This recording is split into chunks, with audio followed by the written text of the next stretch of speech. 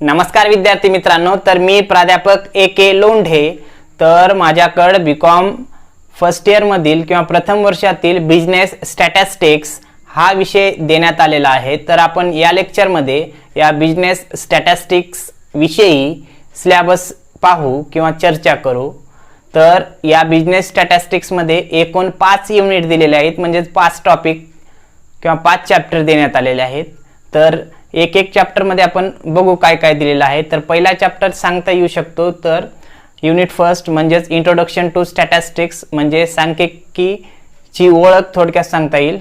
तर सांख्यिकीची ओळख मध्ये बघा काय काय घटक दिलेले आहेत किंवा कंटेंट कोणते कोणते आहेत. तर पहिल्यांदा सांगता येईल meaning and definition of statistics, सांख्यिकीचा अर्थ आणि व्याख्या थोडक्यात देण्यात आलेली आहे. त्याबरोबरच पुढे सांगता येऊ शकते की स्कोप ऑफ स्टॅटिस्टिक्स, म्हणजे सांख्यिकीची व्याप्ती थोडक्यात सांगता येऊ शकते. म्हणजे सांख्यिकीची व्याप्ती कोणत्या क्षेत्रासाठी झालेली आहे, कोणत्या कोणत्या बाबतीत झालेली आहे याविषयी आपल्याला माहिती बघायची. त्यानंतर लिमिटेशन ऑफ स्टॅटिस्टिक्स, म्हणजे सांख्यिकीच्या मर्यादा काय आहेत हे लक्षात, तर हे बघायचं आहे. त्यानंतर collection and presentation of statistical data, म्हणजे सांख्यिकीय माहिती कशा पद्धतीने संग्रहण केली जाते आणि त्यासोबतच त्यांचं सादरीकरण कशा पद्धतीने केले जाते हे बघायचं आहे. त्यासोबतच meaning of primary and secondary data, म्हणजे प्राथमिक माहिती काय असते, दुय्यम माहिती काय असते याविषयी थोडक्यात माहिती बघायची. त्यानंतर क्वालिटेटिव्ह अँड क्वांटिटेटिव्ह डेटा याविषयी माहिती बघायची. क्वालिटेटिव्ह अँड क्वांटिटेटिव्ह म्हणजे गुणात्मक आणि संख्यात्मक माहिती काय असते याचा सुद्धा विचार आपल्याला करायचा आहे. त्यासोबतच discrete and continuous variables, frequency and frequency distribution, खंडित आणि संतत पदमाला, त्यासोबतच वारंवारता आणि वारंवारताचं वितरण हे याविषयी आपल्याला माहिती बघायची. म्हणजे पहिल्या टॉपिकमध्ये थोडक्यात सांख्यिकीविषयी माहिती बघायची आहे. म्हणजे सांख्यिकी काय आहे, सांख्यिकीचा व्याप्ती कशासाठी झाली, त्यासोबतच मर्यादा काय येतात सांख्यिकीच्या, त्यासोबतच प्राथमिक माहिती काय आहे, दुय्यम माहिती काय आहे, त्यासोबतच गुणात्मक आणि संख्यात्मक माहिती काय असते, त्याचं प्रेझेंटेशन कशा पद्धतीने केलं जाते, त्यासोबतच खंडित आणि संतत पदमाला म्हणजेच डिस्क्रीट अँड कंटिन्युअस सिरीज काय असते, वारंवारता विभाजन आणि वितरण काय असते याविषयी आपल्याला माहिती बघायची. त्यानंतर दुसरा युनिट बघा, unit second measures of central tendency असा आहे टॉपिक. तर मेजर्स ऑफ सेंट्रल टेंडन्सी म्हणजे केंद्रीय प्रवृत्तीचे मोजमाप, त्यालाच सेंट्रल टेंडन्सीलाच म्हणतात ॲव्हरेजेस, म्हणजे केंद्रीय प्रवृत्तीचं मोजमाप. तर यामध्ये बघा काय काय घटक दिलेले आहेत. तर meaning and concept of central tendency, म्हणजे केंद्रीय प्रवृत्तीचा अर्थ आणि संकल्पना याविषयी माहिती बघायची. त्यासोबतच अर्थमेटिकल मीन्स, त्यामध्ये definition, properties of arithmetic mean and combine mean, म्हणजे पुढला पॉइंट काय बघायचे, मीन विषयी माहिती बघायची. माध्य, त्यासोबतच माध्याची व्याख्या, सामान्य माध्य काय असते,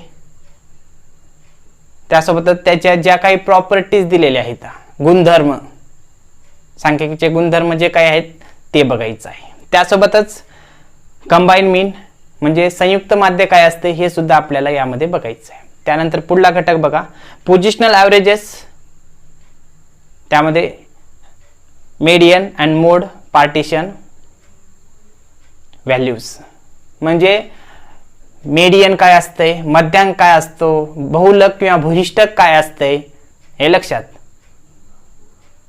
याविषयी आपल्याला माहिती बघायची.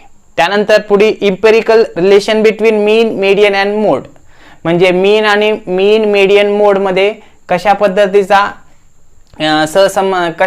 संबंध आहे, इम्पेरिकल रिलेशन आहे याविषयी आपल्याला माहिती बघायची आहे. त्यासोबतच merits and demerits of mean, median and mode, म्हणजेच मध्य, मध्यांक आणि भूयिष्ठक यांचे काय किंवा याविषयी या सर्वांचे गुण आणि दोष, म्हणजे मेरिट्स आणि डिमेरिट्स, म्हणजे आपण थोडक्यात म्हणू शकतो ॲडव्हान्टेजेस अँड डिसॲडव्हान्टेजेस हे बघायचे थोडक्यात, गुण आणि दोष. आणि न्यूमेरिकल प्रॉब्लेम्स, म्हणजे काय, जे काही प्रॉब्लेम्स असतात ते बघायचे न्यूमेरिकल प्रॉब्लेम्स. म्हणजे थोडक्यामध्ये पहिला चॅप्टर हा थेरॉटिकल आहे, त्यानंतर दुसरा, तिसरा, चौथा, पाचवा हा न्यूमेरिकल प्रॉब्लेम्स येणार आहेत. जसं की आपण 10वीला या स्टॅट विषयी बीजगणितामध्ये काही आपण टॉपिक पाहिलेले आहेत. त्याच्यामध्ये आपल्याला म्हणत होतं बघा, मीन मीडियन काढा, म्हणजे मध्य काढा, मध्यांक काढा आणि बहुलक काढा म्हणून आपल्याला येत होतं. तर त्याच पद्धतीने आपल्याला इथं सुद्धा न्यूमेरिकल प्रॉब्लेम्स बघायचे आहेत आणि ते कसं काढायचे हे सुद्धा आपण पाहणार आहात या न्यूमेरिकल प्रॉब्लेमच्या माध्यमातून. त्यासोबतच पुढला टॉपिक बघा, युनिट 3 मेजर्स ऑफ डिस्पर्शन. अपकिरणाचं मोजमाप किंवा विचलन मोजमाप असं म्हणता येईल. त्याच्यामध्ये बघा, meaning and concept of dispersion. Meaning and concept of dispersion म्हणजे अपकिरण किंवा विचलनाचा अर्थ आणि संकल्पना. त्यानंतर रेंज, त्याच्यामध्ये meaning, definition and coefficient of range. Range विस्तार काय असतो त्याची व्याख्या, विस्ताराची व्याख्या, त्यासोबतच विस्ताराचा सहगुणक काय असतो हे बघायचे.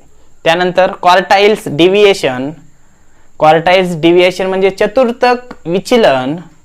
त्यामध्ये meaning, definition, coefficient of quartile deviation म्हणजे चतुर्थक विचलनाचा अर्थ, व्याख्या आणि कोइफिशियंट ऑफ क्वार्टाइल डिव्हिएशन म्हणजे सहगुणक, जो काही चतुर्थक विचलनाचा सहगुणक असतो ते काय असते ते बघायचं आहे.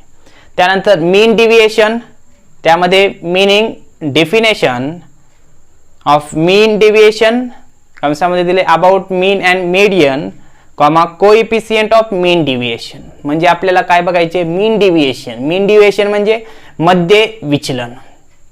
या मध्य विचलनाचा अर्थ, व्याख्या, मध्य विचलनाचा सहगुणक, त्याबरोबरच काय,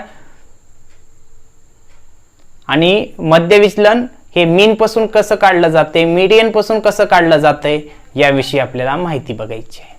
त्यासोबतच standard deviation and variance. Standard deviation and variance म्हणजे त्याला म्हणता येईल काय, प्रमाण विचलन आणि विचरण.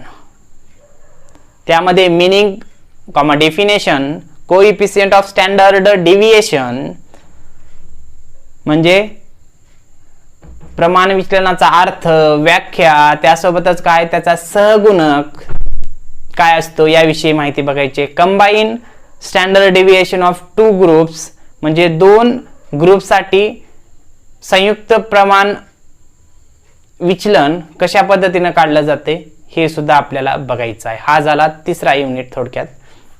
त्यानंतर चौथ्या युनिटमध्ये बघा काय काय दिलेलं आहे. चौथा युनिट सांगता येईल काय, युनिट 4 कोरिलेशन अनालिसिस, कंसामध्ये दिले 2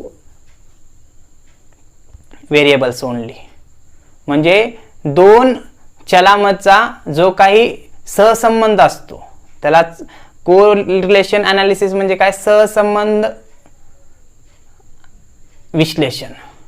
सहसंबंध विश्लेषण बघायचे आणि ते कसं 2 चलामधलं 2 व्हेरिएबल्स ओनली म्हणले. त्यामध्ये बघा काय काय बघायचे, meaning, definition and types of correlation म्हणजे सहसंबंधाचा अर्थ, व्याख्या आणि त्याचे काही प्रकार याविषयी माहिती बघायची. त्यानंतर Karl Pearson's coefficient of correlation. Karl Pearson हा व्यक्ती आहे, त्यानं काय केलंय, जे काही सहसंबंध गुणक काढण्यासाठी किंवा सहसंबंध गुणक काढण्यासाठी एक पद्धत सांगितलेली आहे, एक सूत्र दिलेलं आहे. मग त्याचा विचार करायचे. त्यानुसार कार्ल पियर्सनच्या सूत्रानुसार सहसंबंध सहगुणक कसं काढलं जाते ते बघायचं आहे. त्यासोबतच प्रोबॅबल एरर, संभाव्य विभ्रम, प्रोबॅबल एरर काय असते ते बघायचं आहे. त्यानंतर न्यूमेरिकल प्रॉब्लेम्स, यामध्ये सुद्धा न्यूमेरिकल प्रॉब्लेम्स आहेत. मी अगोदरच सांगितलं की बाबा पहिला टॉपिक जर सोडला तर बाकी सर्व चॅप्टरमध्ये प्रॉब्लेम येणार आहेत. पुढला 5वा युनिट बघा, रिग्रेशन अनालिसिस. रिग्रेशन अनालिसिसलाच मराठीमध्ये म्हणता येईल प्रतिपगमन विश्लेषण. ह्याच्यामध्ये मी दिले 2 व्हेरिएबल्स ओनली.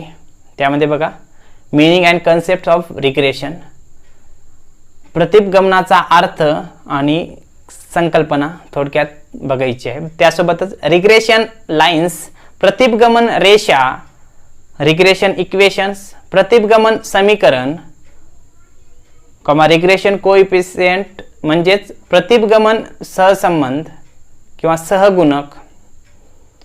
त्यानंतर पुढला point, relation between coefficient correlation and regression. यामध्ये काय संबंध आहे, कोणतं रिलेशन आहे हे सुद्धा आपल्याला बघायचं आहे. त्यानंतर न्यूमेरिकल प्रॉब्लेम्स. हे लक्षात. तर अशा पद्धतीनं हा एवढा सिलेबस विद्यापीठानं डिझाईन केलेला आहे. जे काही पहिला युनिट आहे तो युनिट आपण पुढल्या लेक्चरमध्ये सुरू करू. ओके.